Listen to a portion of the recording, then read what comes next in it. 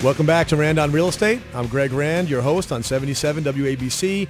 We've got time for one or two more calls, 800-848-9222. And I want to remind you that this show is podcast. You can listen to it after today or pass it around to your friends and put it up on Twitter or whatever you want. That's at WABCradio.com. You can also see video of the show being recorded at ownamerica.com. And ownamerica.com is the site I want to make sure you know all about here. We've got video courses for potential investors, people that want to learn more about this. 1 hour I can go over little bits and pieces, but we have a multi-hour video course on there that's free for you if you want to learn more about the wealth building potential and the techniques that professional investors use. We've got a lot of information on there. My book, Crash Boom, published by Career Press, is available. You can get it on Amazon or Barnes & Noble, or you can get it right there on ownamerica.com. But if this is something that you're interested in, that's why we created this company. That's why the show is here. That's why the book is there. That's why the courses are there. And we have some really fun analysis tools on the site that you can plug in. We have something called the case study calculator. You can plug in the basic purchase information and cash flow information on the property and look at 30-year projections on cash flow, equity, and return on investment. So that's what I'm going to do with, I think it was Dave we just talked to a moment ago, who wants to compare a property in New Jersey with a property in Florida. We're going to plug those numbers into the case study calculator and look out 30 years and see if the assumptions we plug in hold true, which one of those things is going to win the horse race. So I want to talk about Atlanta just briefly with you. Atlanta is a market that has this unbelievable combination of being assaulted by the housing crisis. It was just one of those places that got so beat up by overdevelopment, overspeculation. They built a lot of housing complexes and the housing developments, luxury housing developments, entry-level housing developments, condo and townhouse complexes, and they just got caught flat-footed when the market turned. And so speculators, the same story you've been hearing me tell about Phoenix and Vegas and Florida is happening in Atlanta, except for the fact that Atlanta is not relying on migration of baby boomers. It's not relying on, like Vegas is, a new job scenario being created. Atlanta has all that. Atlanta's growth, the reason why it was so attractive to developers and lenders and investors during the roaring 2000s, is still intact. The southeast United States is sucking population from all over the country.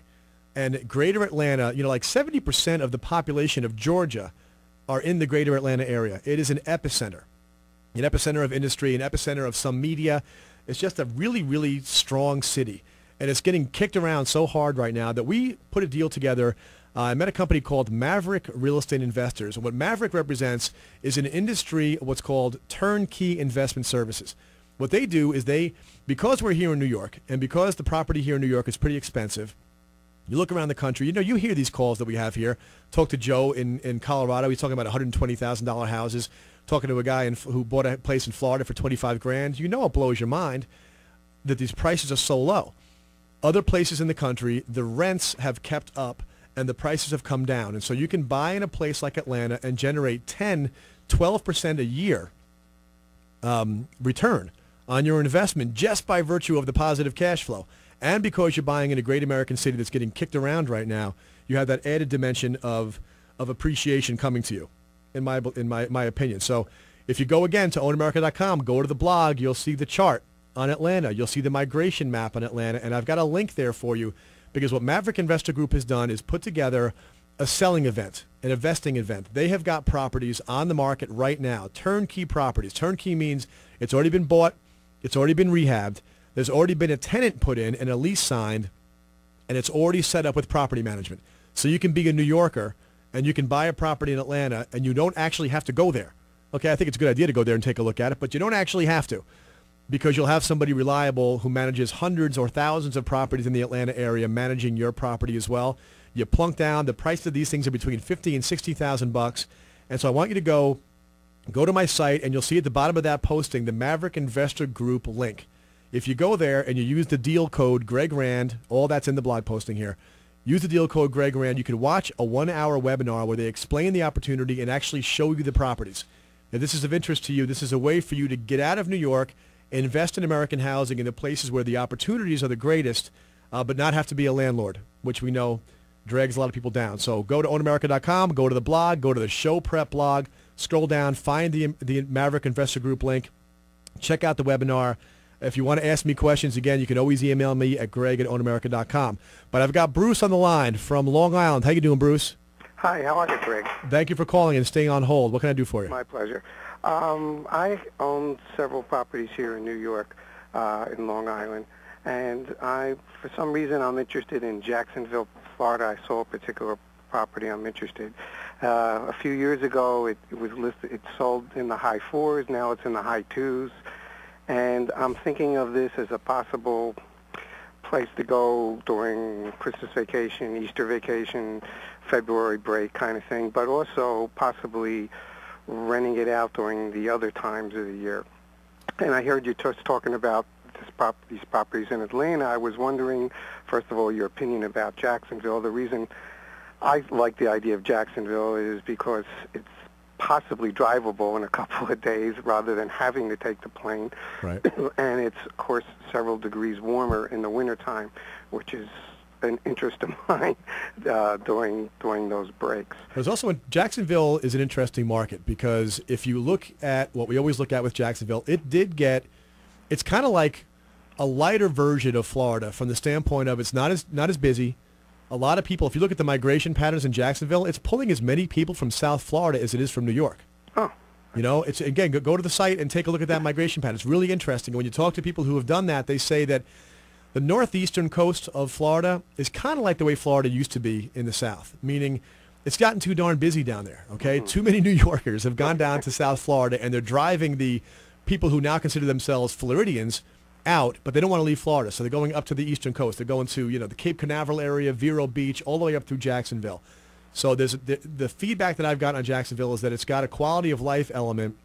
So it has the best of Florida in terms of climate, the best of Florida in terms of the long-term demographic potential of demand for the real estate, but it's also got something different going for it. It's a little bit like maybe the west coast of Florida. That was very appealing to a lot of folks 10 years ago, 15 years ago, because the west coast wasn't as busy as the east coast. I think up north is the new hot coast, and eventually it'll be the Panhandle. That'll be the last place in Florida you can go to get a little bit of elbow room.